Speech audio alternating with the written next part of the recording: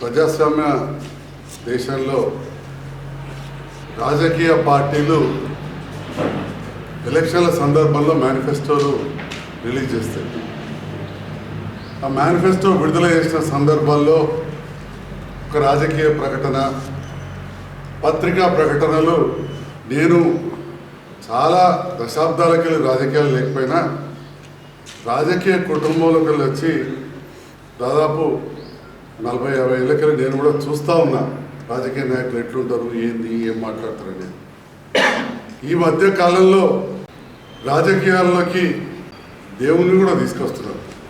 అంటే కులాలు, మతాలు, ఆ రాజకీయాలు ప్రారంభమైనా మరీ పూర్తిగా ఇక దేవుని మీద ఒట్లు పెట్టుకొని ఎన్నడూ లేని విధంగా బాండ్ పేపర్లు రాసి ఆ బాండ్ పేపర్ను దేవుని ముందు ఉంచి మాట తప్పుతున్న రాజకీయాలు ఈ మధ్య ఎక్కువ కనబడుతున్నాయి. చాలా బాధాకరం ఏంటంటే ఇవాళ ఫేస్బుక్లో జగిత్యాల సీనియర్ నాయకులు పెద్దలు జీవన్ రెడ్డి గారు రామాలయంలో రాముని పాదాల చెంత పెట్టిన బాండ్ పేపర్ పెట్టి వారు మాట్లాడిన విషయాన్ని, అది కూడా 27వ తేదీ నాడు ఆ కాంగ్రెస్ పార్టీ వాళ్ళే ఫేస్బుక్లో పెట్టిందని నాకు చూపించడం జరిగింది.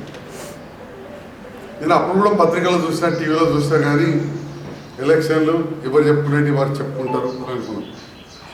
కానీ ఈరోజు హనుమాన్ జయంతి సందర్భంగా ఆ హనుమంతుని పాదాల చెంత పెట్టిన ఏదైతే ఆ బాండ్ పేపర్ ఉందో ఆ సందర్భంలో వారు మీ మీడియా ముందే హిందువులకు పుణ్యదినమైన నేడు అంటారు, కార్తీక పౌర్ణమి అంటారు, నేడు నేను రామునికి ప్రీతిపాత్రుడైన భక్తుడైన హనుమంతుని చెంత ఈ బాండ్ పేపర్ పెట్టి రేపు కాంగ్రెస్ వచ్చిన తర్వాత 6 గ్యారంటీలు అమలు చేస్తామని చెప్పడం జరిగింది. ఈ 6 గ్యారంటీలలో 13 ఉన్నాయి. దాంట్లో మొదటిది మోసం, మహిళలు చేయడం. హనుమంతుడేమో సీతమ్మ తల్లి కోసం ప్రాణత్యాగానికైనా సిద్ధంగా ఉంటే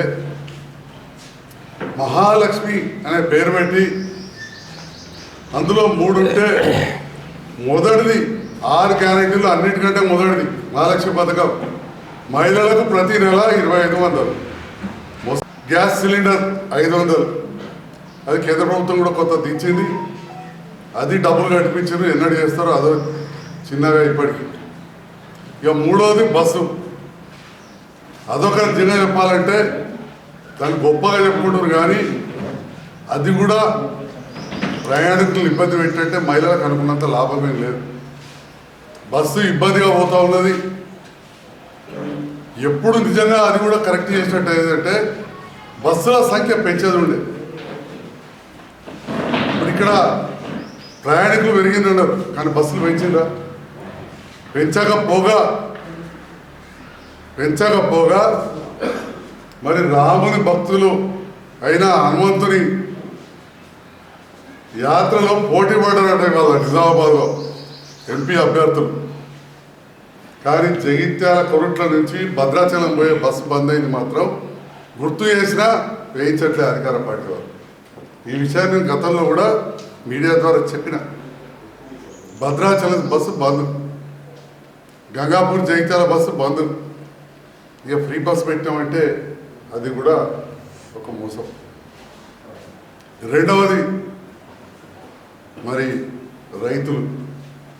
రైతే దేశానికి వెన్నుముకంటాం. దాంట్లో మొదటిది ఏమిచ్చారు? ఎకరానికి 15,000 రూపాయలు. రైతు భరోసాలో ఎకరానికి 15,000 రూపాయలు ఇచ్చిండ్రా? ఎకరానికి 10,000 రూపాయలు అంటే పంటకు 5,000 కూడా పూర్తిగా ఇవ్వలేదు. దాంట్లో రెండవది కౌలు రైతులకు 12,000 రూపాయలు. గతంలో ఈ కాంగ్రెస్ పార్టీ ఎన్నడూ ₹1 ఇవ్వకపోయినా కానీ కేసీఆర్ గారు ప్రభుత్వం వచ్చినప్పుడు రైతు బంధు నేను గెలవక ముందు స్టార్ట్ అయింది. అప్పుడు లింగంపేటలో రైతు బంధు ఇచ్చే కార్యక్రమంలో పాల్గొన్న మీ మీడియా మిత్రులు కూడా ఉన్నారు. పెద్దలు రాజశేఖర గౌడ్ గారు ఉన్నారు. అప్పుడు ఇప్పుడున్న జిల్లా మహిళా కాంగ్రెస్ అధ్యక్షురాలు విజయలక్ష్మి గారు చైర్మన్ ఉన్నారు. నాకు కొంతవరకు గుర్తుంది, సబ్జెక్ట్ కరెక్షన్, 15 లక్షల మంది కౌలు రైతులు ఉన్నారు. మరి వాళ్ళకి ఎందుకు ఇస్తలేరని అడిగారు సోదరి. జీవన్ రెడ్డి గారు కూడా పలుమార్లు కౌలు రైతుల పక్షాన మాట్లాడారు. ఒకరోజు నేను ఒక కాలేజీలోకి వెళ్తే వీళ్ళ మాటలు విని నేను ఒక కాలేజీలోకి వెళ్తే ఒక అమ్మాయి అన్నది, మా నాన్న కౌలు రైతు సార్, మీరు కౌలు రైతులకు ఇస్తలేరు, రైతులకు ఇస్తున్నాను. మరి కాంగ్రెస్ పార్టీ అయితే మేనిఫెస్టో పెట్టింది, కేసీఆర్ గారు కౌలు రైతులకు ఇస్తాను, నేను చెప్పలేదు. రైతులకు ఇస్తాం, కౌలుకి ఇచ్చిన వాళ్ళకి వాళ్ళు ఇచ్చుకోవాలన్నారు. ఇప్పుడు నేను ఆ మామిడితో కౌలుకి ఇచ్చుకున్నా, నష్టపోతే మంచి వచ్చాడో నేను చూసుకోవాలి వచ్చిందంటే. మాకైతే ఇప్పుడు అది కూడా వస్తలేదు అనుకోండి, మాకు రాకుంటే బాధలేదు. కానీ చిన్న రైతులకు కూడా ఇవ్వలేదు. అంటే రైతు భరోసా కూడా 15,000 ఇస్తాను, అది మోసమే. 12,000 కౌలు రైతులకు ₹1 ఇవ్వలేదు. దాంతో పాటుగా ప్రతి పంటకు ₹500 బోనస్. ఇది నేను చూపెట్టేది కాదు, వాళ్ళ మేనిఫెస్టోలో 420, 430, 420 అంటే కోపం అవుతుంది కావచ్చు, రాజకీయంగా కొందరు అంటున్నారు. నేను అట్లా మాట్లాడదలుచుకోలే. కానీ 400 పైన వాగ్దానాలు చేసి అలా అతి ముఖ్యమైన 6 గ్యారెంటీలలో ప్రతి పంటకు 500 బోనస్ ఇచ్చిండ్రా. ఒక్క పంట కన్నా 4 నెలలు దాటిపోయింది. ఒక పంట వాళ్ళ ప్రభుత్వం రాగానే డిసెంబర్లో వచ్చింది. ఇక రెండవది ఇప్పుడు చాలా అయింది. మక్కలకు ఇయ్యలే, కందులకు ఇయ్యలే, మిర్చికి ఇయ్యలే, ఇక వడ్లకి ఇయ్యలే. అంటే రైతులను అయితే నట్టడం ముంచేసారు, పూర్తి స్థాయిలో మోసం చేశారు. ఈ కాయిదాన్ని జగిత్యాల విద్యానగర్లో రామాలయం దగ్గర పెట్టి హనుమంతుని పాదం, రాముడి భక్తుడైన హనుమంతుని పాదం దగ్గర పెట్టినని చెప్పి వారు ప్రెస్ మీట్లో చెప్పారు. ఆ వీడియో కూడా చూపిస్తారు.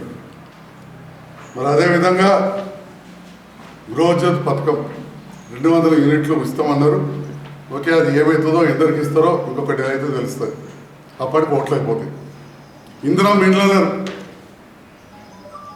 ఇదివరకు ఎవరికి ఇవ్వలే.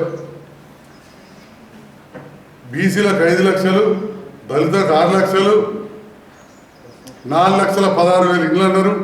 అంటే 22,000 కోట్లు అవుతుంది. బడ్జెట్లో పెట్టింది 7,000 కోట్లు. 4,16,000 ఇండ్లు కట్టిస్తామని చెప్పి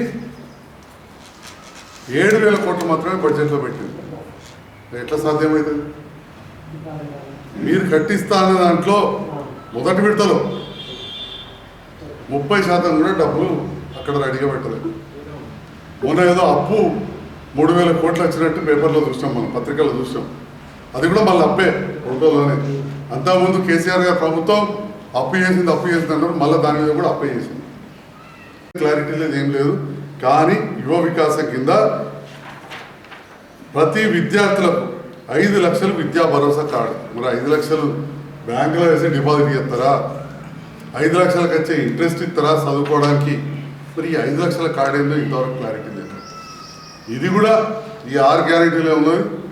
దాన్ని బాండ్ పేపర్ రాసి దేవుని దగ్గర పెట్టారు. దాంతో పాటుగా ప్రతి మండలానికి ఇంటర్నేషనల్ స్కూల్ అన్నారు. ఈ ఇంటర్నేషనల్ స్కూల్ ఏందో విద్యార్థులకు ఏమి చెప్తారు. ఇక అన్నిటికంటే పెద్ద మోసం పెద్ద మనుషుల్ని చేశారు.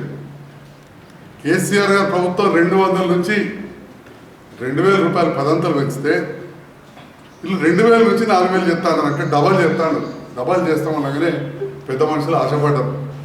ఎవరికైనా ఆశ ఉంటుంది. మేమేమో కేసీఆర్ గారి నాయకత్వంలో పనిచేసే మేము మెల్లమెల్లగా పెంచుతాం, ఏకదం చేసుడు కాదు, 5,000 దాకా తీసుకుపోతాం, కానీ టైం పడుతుంది, 5 ఏళ్ళు పడుతుందని చెప్పారు. వీళ్ళు మీరు చూడని 100 రోజులలో డబల్ చేస్తామన్నారు. 100 రోజులు కాదు, కానీ ఇప్పుడు 150 రోజులు వచ్చేటట్టు. రిజల్ట్ వచ్చే వరకు అయితే 6 నెలలు దాటిపోతుంది. ఎందుకంటే డిసెంబర్ 3 నాడు ఈ ఎంపీ రిజల్ట్ వచ్చి జూన్ 4. మనకు ఉండేటి ఎన్ని 6 నెలలు ఉంటుంది? అంత పడితే 5 సంవత్సరాలు, 16 నెలలు, ఒక 6 నెలల కథం, మళ్ళీ 6 నెలలు, మళ్ళీ ఎలక్షన్లు. అంటే ఇక 4 ఏళ్ళలో ఏం చేస్తారో చూడాలి. అప్పుడు కూడా చేసే పరిస్థితులు. నిన్ననే చెప్పారు 15 ఆగస్టుకు రుణమాఫీ చేస్తారు. కానీ నిన్న కూడా ఈ పెన్షన్ ఎప్పటికెళ్ళి ఇస్తారో ఈ పెద్ద మనుషులకు 4,000 ఎప్పుడు ఇస్తా అన్న విషయాన్ని కూడా చెప్పలేదు రేవంత్ రెడ్డి గారు. ఇక మరీ ముఖ్యంగా మరొకసారి గుర్తు చేస్తున్న మీడియా ద్వారా